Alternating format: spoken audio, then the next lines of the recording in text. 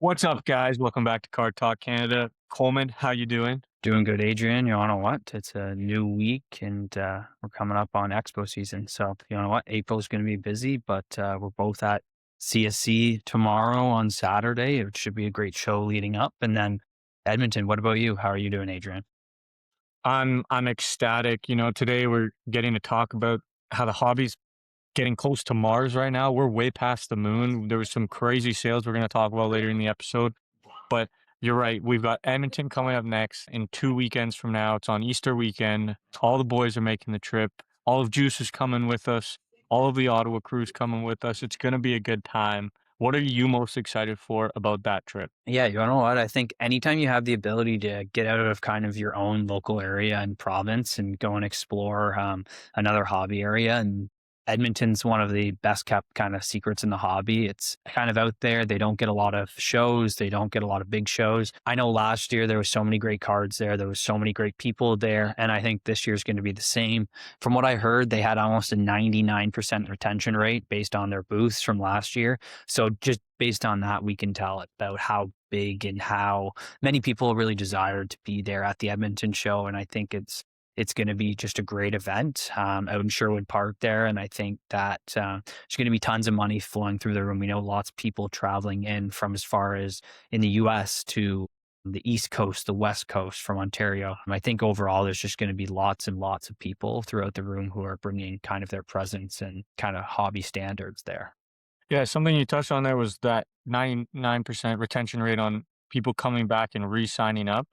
And I think I saw a ton of that like in the last 2, 3 weeks as people on Instagram saying, looking for table space at the Edmonton Expo, looking for table space, who's got room, willing to pay for the whole booth. Like people are really looking to get in at this Edmonton Expo. So I actually I'm expecting big things. I've yet to be to a show on the West Coast. So I know you had some experience at the Van City show. Obviously, this is a little bit further away, but I'm very excited. It'll be right on the edge of the playoff chase. So we'll have a bit more of a clear picture of who's going to be in, who are the cards we should be picking up. But I'm just really excited, one, to get all the boys together again, renting a car, traveling, be Airbnb together. It's gonna be a fun weekend. Yeah, I think just as you said, it's going to be such a great time. And where when we look at it, it's really, you're looking at Edmonton Expo and then you have a little bit of 2 week break and then you're right into Toronto Expo pretty much. And I think those shows are going to be right in the heat of playoffs and heat in the time where the market's heating up in certain players and teams. And I think we're going to start to see that in a couple of weeks. We're going to start to see who people are going to start targeting for playoffs and who they're thinking of picking up going into the playoffs. And I think that it's already starting to happen. We're already seeing certain players and certain teams who people are loading up on. And I think it's a play that happens every year, and people who are smart about it and really pick their players wisely can make a good amount of money in a relatively short amount of time at this time. Yeah, it's one of the craziest things, and like, I mean, we'll get into this a little bit later in the episode, but how the playoffs and a player's performance can really drive its market. We know that Kucherov has been the hottest player in the NHL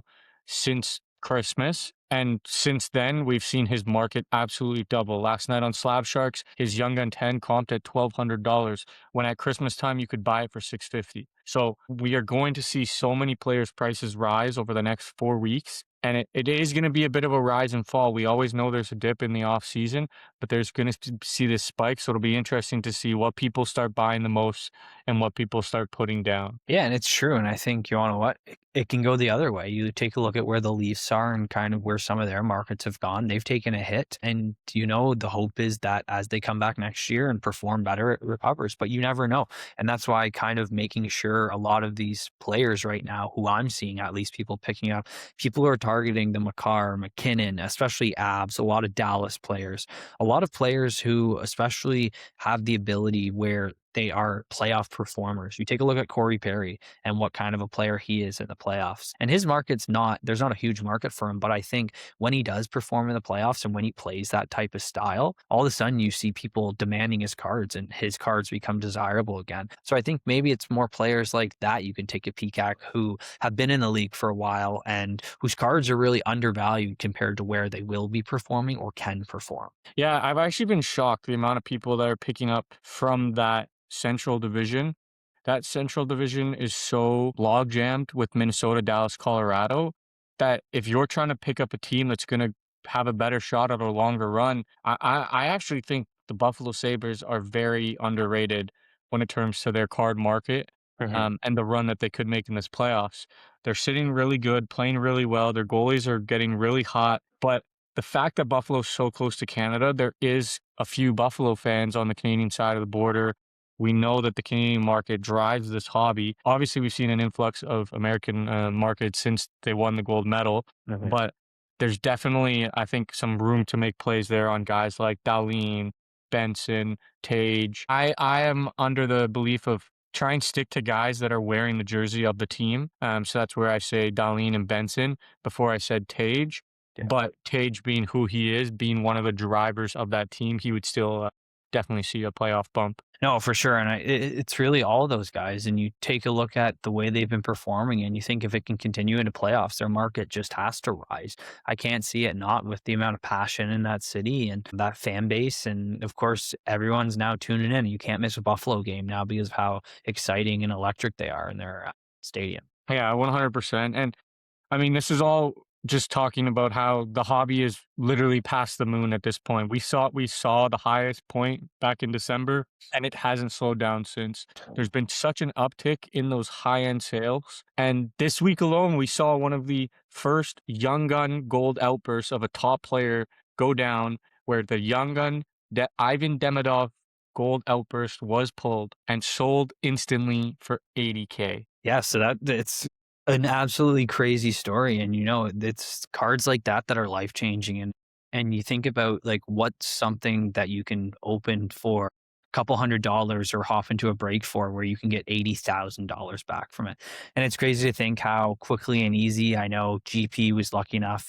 to facilitate that for one of his clients, and as always, it was a seamless deal, and it's just how crazy the high end stuff, how desirable it is right now because it was posted for no more than a couple hours at least before communication at least started and the deal was closed. It's crazy to think that these high end cards of how much desirability there is throughout the hobby. And it leads right into the next thing of recently Slab Sharks announced that they have put out a $250,000 bounty on the Macklin Celebrini Young Guns Outburst 101. And I think that's a very historic kind of bounty put out there. You take a look at where Demidov sat at 80,000. You take a look at where the hypothetical Bedard bounty was from David Adams at $1 million, and that was never redeemed. And the card is apparently still out there, still in a box somewhere. And you would have to think about what happens if this card gets pulled. What would you do, Adrian? Are you someone who you want that guaranteed cash? Would you go straight to Slab Sharks and take it? Would you maybe request to put it on Slab Sharks auction? Would you be keeping the card? There's so many different avenues to go with this card. And I think that it's crazy to think that as of now, they're putting a $250,000 hockey card sitting in a box somewhere that's waiting to be opened. Yeah, I mean, there's a few different worlds where no matter what, I think if I pulled it, I'd be selling it. Mhm. That's a down payment on a house, almost buying a house in some cities. It's a big, big card, but I think there's so many different ways you could play it. You could take the 250, bank the money, call it what it is. You could say, hey, I want you to run it with a guarantee, but even Golden would probably make a play and they'll say, well, we're going to put down a deposit and guarantee you this money, even if it sells for less. And then we'll split whatever else on top of that comes your way.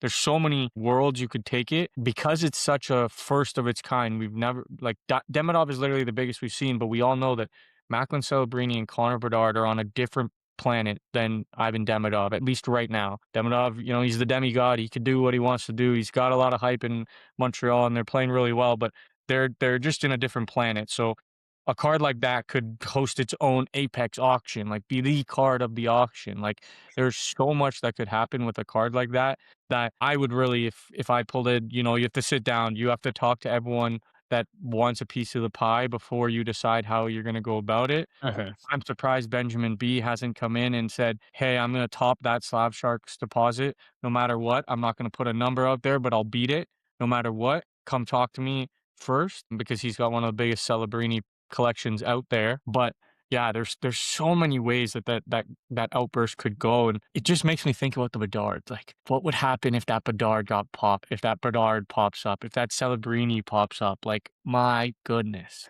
It's the crazy. market go nuts. It's crazy, and there's also the possibility that, that this card has been pulled and it's sitting in someone's box or it's sitting in someone's case, and we just have no idea about it. So there's always that possibility as well. But you know what? As for now, the chase is alive for those two, and I think that it's something that's exciting about those kind of flagship products, that people still have the ability to chase these monster life changing cards.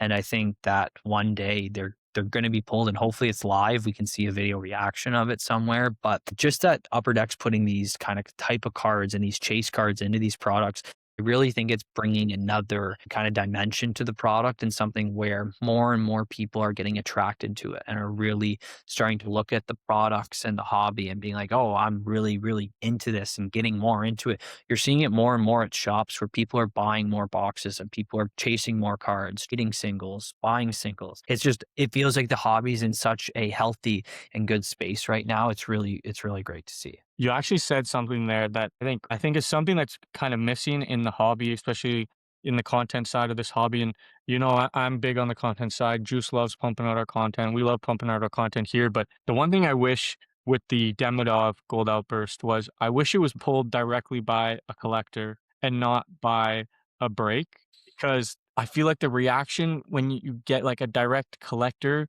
opening a pack and hitting is way different than when a breaker opens. Like, breakers have kind of been losing a bit of their flair when they like see a big card because they're so used to hitting big cards because they rip so much. Mind you, it was a great reaction. I loved he ran out of the room, called in the other employees. They're all screaming and losing their minds. But like, I've seen a lot of videos recently in the Pokemon hobby of the kids ripping packs, hitting that Charizard SIR and losing their minds, breaking down, crying.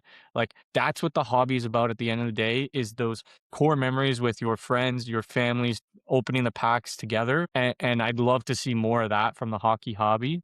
So I really hope that when Celebrini and Bedard get pulled, it is by a collector. And I'd love for them to have it on video because that video would go nuts. But so that's where always film yourselves opening your packs because you never know what you're going to get. Never know what you're gonna do. That does go crazy.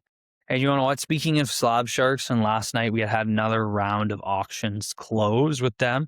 There were a couple big kind of cards that were out there that hadn't hit the market before, and kind of some players who we've seen lots of increases on them. And we're talking about one, the Cutter Gauthier draft day, 1 of 1 outburst. And luckily enough, this was dropped off to me last week by a client, and looking forward to get it right into auction. And it performed crazy. I think when you look at where that sales at, it shows how well high end hockey is doing. It did just below $7,000. And you take a look at a couple times where his 1 of 1 young guns outburst has sold. Before it was slabbed, it had both sold below and right around that number. So I think it's something to say that these true 1 of 1s, or kind of the draft day stuff, people are looking for it, and people are super interested in picking up these parallels and these different outbursts as we see. Yeah, there was another gold outburst as well. There's two gold outbursts last night. The young gun Simon Nemec I mean, sold as well. Davidoff, the GOAT. Simon Nemec sold as well, but for 5,000 in a PSA authentic Yeah. case. And that just goes to show, like, well, I mean, we've always known those Czech guys love their players in Right. Europe. That's one of the strongest markets in Europe for hockey cards. I wonder if it did end up being bought by someone in Europe or if it was someone here in North America.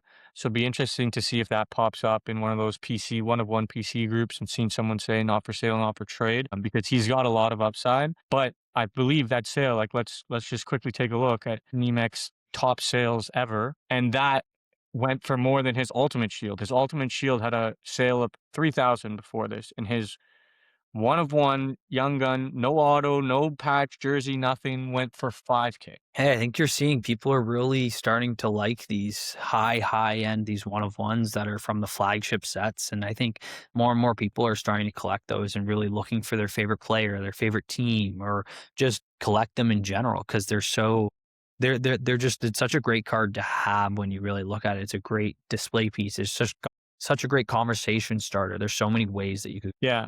The other sales that I thought were interesting from last night's Slab Sharks sale was there was a lot of Jack Hughes that was sold last night. So his Ice Premiers out of 10 in a PSA 10, his Ice Premiers patch auto, three color, did 3,000. His Future Watch auto patch in a three color did 2,000. And then surprisingly, a two color Cup RPA only did 1,800. So it's interesting that the Cup RPA was the lowest of the three patch autos that were sold for Jack Hughes. Obviously, the patch plays a factor. There's no red in the Cup RPA, but Yeah, I think the patch definitely plays a factor in that cup RPA there. But again, like you expect those true cup RPAs out of 99, like there are some monster sales on that card. If you date back to in the COVID era and where the market was really booming, there are some monster sales. And I think, hey, you take a look at where his market's gone and it's leveling out now. But I think that it still has some opportunity to grow back to where it kind of should settle because I feel like there's a lot of Jack Hughes hitting the market right now, which is they keep undercutting each sale, every sale, because people who already want them and really wanted the card have already bought it. So I think that just because the market's being flooded a bit, and I think over time, maybe in a couple weeks or so, as the amount of Jack Hughes is kind of pulled back a bit, we're going to see the prices tick up a bit as there's less and less selection throughout each auction week. And that's one thing that happens is you got to think about kind of your exit strategy on these cards. And when the market strikes, it's an opportunity where you want to be, you don't want to be right in peak market because you don't want to be at that part of the downfall. And I think it's really important on it to either sell when it's going up or you hold until it stabilizes again and it hits a good normal. Because Jack Hughes he's one of those players where he's an elite superstar in the league, where his market is going to bounce up as soon as they play well. But you take a look at New Jersey and what they've done, and that's not helping him. So I think once you get the balance of both New Jersey being good and Jack Hughes being healthy and well and really playing up to his full abilities and not just playing well in the Olympics and really showcasing there, I think his market really hits a high and kind of stabilizes that where most people believe his market should be. yeah, it would be, he's been in the headlines so much this week talking about the puck. That I just think he's been talked about so much the last 4 weeks that we're starting to see it cool off. Also, New Jersey's not quite looking like they're going to make the playoffs. Yeah. So that's obviously going to hinder him over the next few weeks. So it'll be interesting seeing his prices come back down to earth. New Jersey's also just in a weird place franchise-wise. They don't know what they are, who they are.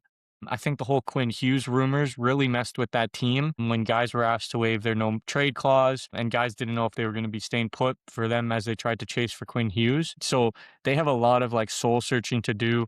But some of the other key sales we had seen as we just scroll through a little bit, Connor McDavid, Raw Young Guns are still doing around 1,000. Outburst, Schaefer 900. We have a deluxe Schaefer at 1875.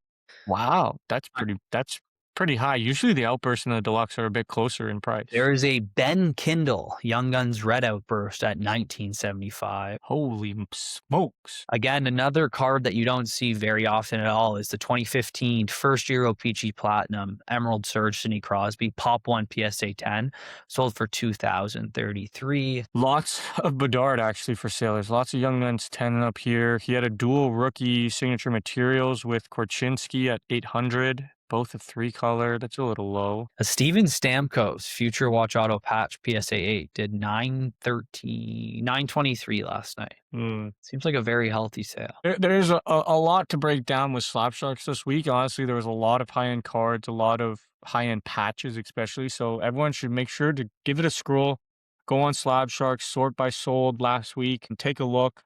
I haven't had a dive into what's been posted last night to see what's available for this week, but I'll definitely make some time later today to do that. A bit of a shorter episode this week. Coleman, we've got CSC tomorrow. Hopefully this podcast gets out later today. Anything you're excited to bring with you to CSC or hoping that you find at CSC? I think really, you know what, it's around Expo times. We're looking to stock up on lots of inventory, looking for patch autos, good names, good players, legends, Hall of Famers, vintage. It's a whole whack of stuff looking for. So please, if you have stuff you're looking to sell tomorrow in the GTA area, come by our booth. All of us will be there. We'll all be buying. We'll all be able to buy from you. Come by, make trades. We'll be selling all day too. It should be a great show. You know, CSE always puts on a great one. When we look at how the last collector clash was at the International Center, it was so great. This time we're back at the Mississauga Convention Center, and I'm excited. We are going to be, as you walk in the door, we will be the first booth right there as you see. So please come by. We're going to be doing PSA grading. We got buying team there. We'll have everything ready to go for you guys. Yeah, I'm very excited having all the boys back behind the booth together again. A little bit of a warm up before Edmonton. And then actually day after CSC, I'm going to go on a little bit of a vacation, clear my mind, rest and relax poolside in the warmth before Edmonton. And then we come back. We're going to dive into Edmonton. You've got a 2-day show in Ottawa that month as well. Yep. And then you got the Toronto Expo. So it's going to really ramp up. We hope to hear from everyone.